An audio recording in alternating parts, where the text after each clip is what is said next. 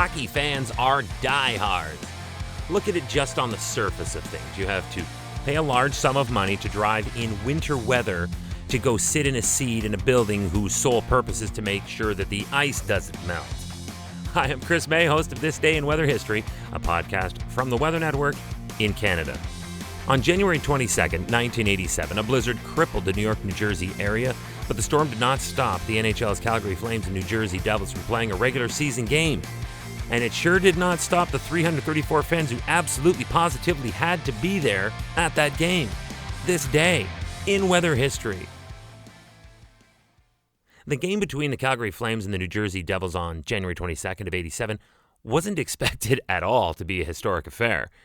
But when close to 2 feet of snow drops in on the tri-state area, it's enough to turn the ordinary into the extraordinary pretty fast. It actually paved the way for what turned into one of the most unusual evenings in the history of the National Hockey League. The Devils' paid attendance for this night's game was pegged at 11,247 fans. What that means is this is the number of actual tickets that were sold for the game. But the snow was just too much and too fast and made conditions too dangerous for anyone to safely venture out to the arena that night. Well, of course, except for the 334 individuals who had to have either been in the arena already or around the corner in the area all day. The horrendous conditions snarled up traffic into a pretzel, and that not only prevented fans but also staff, officials, and players from getting to the arena on time or at all.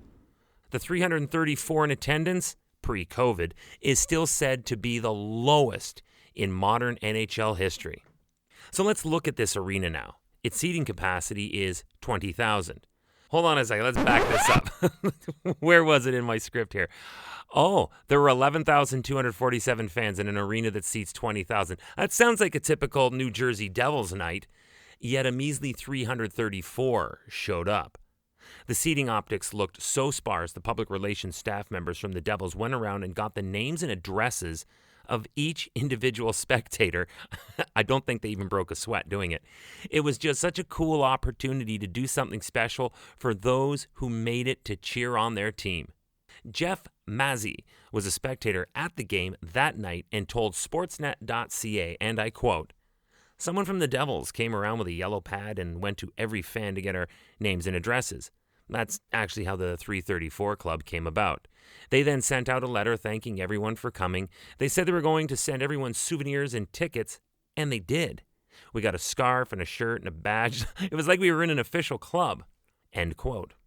Indeed, each of the 334 who showed up that night would later receive a pin, a t-shirt, and tickets to the next Devils Flames game, or the closest game to that 1-year anniversary. On the 25th anniversary of the game, members of this exclusive 334 Club were invited to a game and a private reception. So how did it end? For starters, the Devils players and fans in attendance enjoyed a 7-5 Devils win, so they got a lot of goals. Their home team won. And the Devils formed that 334 Club to honor the diehards, as well as a bond that remains to this day. So, what happened? A warm, moisture-laden low coming up from the Gulf Coast is making its way straight north and into the south and then up the Atlantic coastal states. As it collided with the cold Arctic Canadian air that was sweeping down as part of a diving clipper, all that moisture was instantly converted to heavy snow that fell at a rate of up to 3 inches or over 7.5 centimeters per hour.